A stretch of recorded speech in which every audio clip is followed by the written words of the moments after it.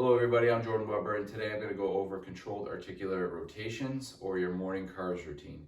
You want to perform this when you wake up as a self-assessment and also to help guide you to let you know what you need to do for the rest of the day. If you have wrist issues, elbow issues, knee issues, feet issues, you're going to notice what those issues are as soon as you wake up. So what we're doing is we are trying to maintain the range that we currently have through these morning cars, and then throughout the day, if you have a shoulder issue or a hip issue, you're going to work through those cars more often throughout the day. What that's going to do is going to reduce inflammation through movement as long as it's pain-free, and then also it's going to help you control that range further. And then if you want to get into how to create more range, look into PALS and RAILS efforts. But today we're going to go over the controlled articular rotations starting now. So what you can do is you can stand up or you can kneel just like this. If you're standing, press the feet into the ground and try to spread the floor apart. If you're kneeling, same concept, trying to spread the floor apart, squeezing the quads here. I'm going to squeeze my fists. I'm going to keep my belly nice and tight. I'm going to take a big inhale, keep the air low, and then I'm going to just control my neck to start. I'm going to start with flexion, rotation, bend, extend back, bend into the other side as you rotate, and flex down.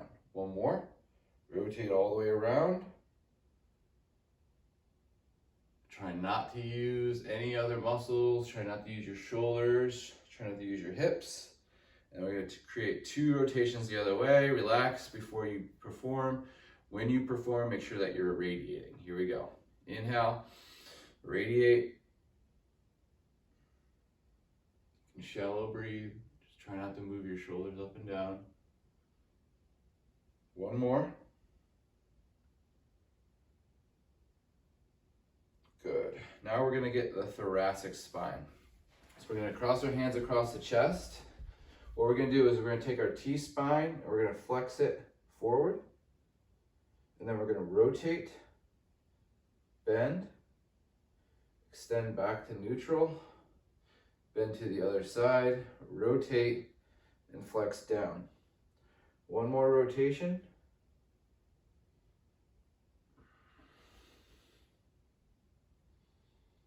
Let's go the other way.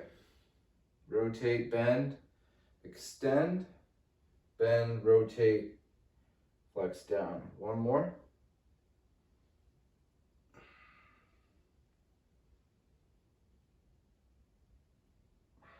Good. From here, we'll push our hands into the ground or go to the quadruped position. We're going to round the back and tuck the chin, and posterior pelvic tilt the pelvis or tuck the pelvis in. From here, we're going to begin hinging at the hips. So the low back starts to push toward the ground, then the mid back, and then the upper back, and then the head and neck will go all the way up toward the sky.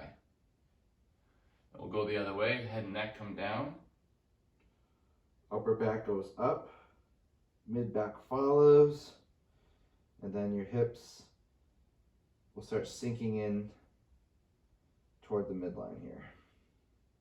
Other way, hips, low back, mid back, upper back, head, neck, and chin. Other way, chin, neck, head, upper back, mid back, and then tuck those hips in. So that would be spinal segmentation. From here, we're going to get the glenohumeral joint. So we're going to go to a kneeling position. We're going to push into the wall or hold on to a railing. We're going to go into shoulder flexion to start. If you want to, you can collapse down just like this. From here, I'm going to internally rotate at the shoulder as I reach back. I'm going to keep twisting at my arm so that the back of the hand reaches the side of my body at the end. Okay, I might have to raise up a little bit if I touch the ground. From here, extend, externally rotate, flex all the way forward and across and down. One more, all the way up, internally rotate, extension, extension, externally rotate, flexion, go across the body and down. Other side, flexion, internal rotation to extension, extension, external rotation all the way to flexion across the body and down. Flexion, internal rotation, extension, extension, external rotation, flexion. From here, we'll get the scapula. We'll do two rotations like this, and then we'll raise our arms out. So we're gonna elevate, retract, depress, protract. So we're just making a circle with the scapula, keeping the arms straight, also keeping the body tense. And let's go the other way. Try not to let the jet head forward. Trying to just isolate that scapula from the rest of the body. From here, we'll bring the hands out front, squeeze the fist, same thing. Trying to keep those elbows straight. Just moving the scapula, and we'll go back the other way. Good. For the elbow, we'll extend the elbow. Okay. I'm going to flex the elbow, turn the palm face down, and extend. Supinate, flex, pronate, extend, keep it pronated, flex, supinate, extend, pronate, flex, supinate, extend, and then from here our wrists, extend our wrists, fingers go toward the midline. We have our ulnar deviation here, and then all the way to flexion, and then radial deviation all the way to extension. Just follow that circle, just the wrists, not the elbows. And then let's go the other way. All the way around. One more time, about 2 times each. Really controlled. Okay? After that, we'll get our hip. We'll go to the sideline position and the fetal position. If you have a block or a pillow, you can put that underneath your head if you want support. And what we're gonna do is bend, flex the hips about 90 degrees and bend the knees 90 degrees. From here, dorsiflex the ankle at 90-degree angle. From here, we'll abduct the hip and internally rotate as we extend. And then we'll flex the hip forward, abduct, internally rotate to extension. All the way up, and now we're gonna go all the way back to extension, to abduction, to flexion, and then back, all the way out and open, up and forward, and down. Other side. Abduction here to flexion, internal rotation to extension, all the way up here, out, internally rotate, extension, and flexion. Let's go the other way. Extension, abduction to flexion, extension, abduction, all the way to flexion. Good. Okay, from here we'll get the knees. If there's a wall behind you, that usually helps. I'm gonna grasp underneath the thigh, bend the knee at a 90 degree, bend the knee as much as you can, and then we're going to flex the ankle at dorsiflexion. From here, externally rotate at the tibia, and then internally rotate at the tibia. Just gonna go side to side here. Internally rotate it, extend the knee 3/4 the way, externally rotate, and then flex the knee. In, up, out, down. In and up, out, down, in and up, out and down here. Good. From here, go ahead and switch side.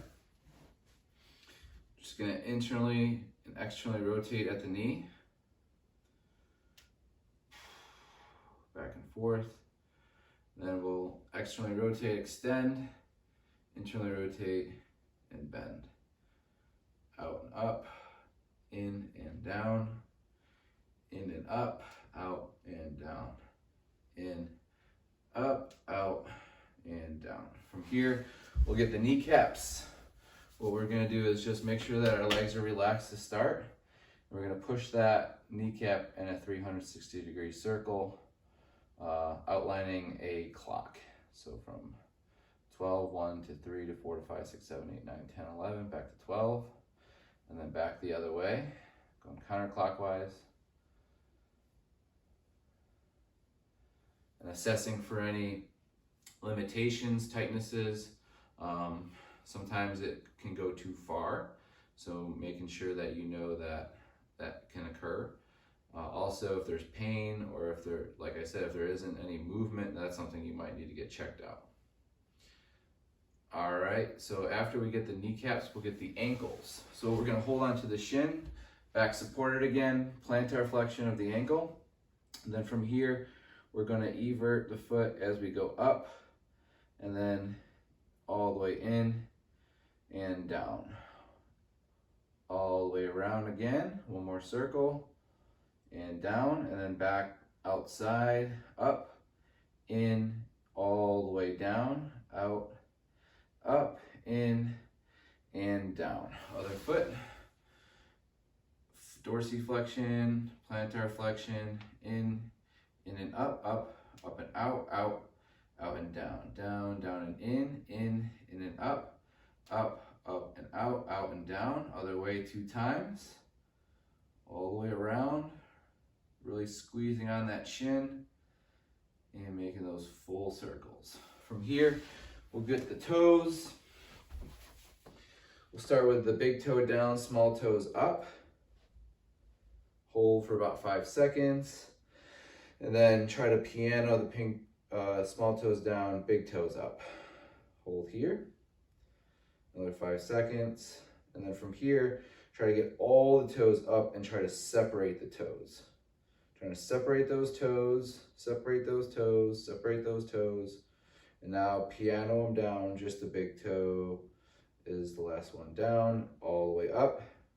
Piano them down, all up. Piano them down, and now all up.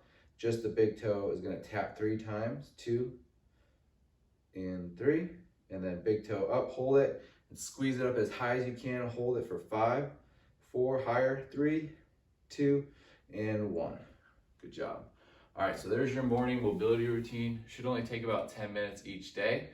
And if you go through that each morning, you're gonna be able to self-assess each joint daily.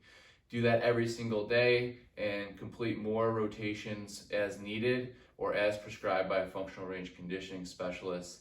If you have any really major issues or pain, you want to see a functional range release practitioner who has a manual therapy license, and they'll have more information on the pain aspect. If you want to get assessed, get a functional range assessment. And then if you want to get an FRC trainer, check out functionalanatomyseminars.com. and you'll be able to find a provider in your location. Thanks a lot.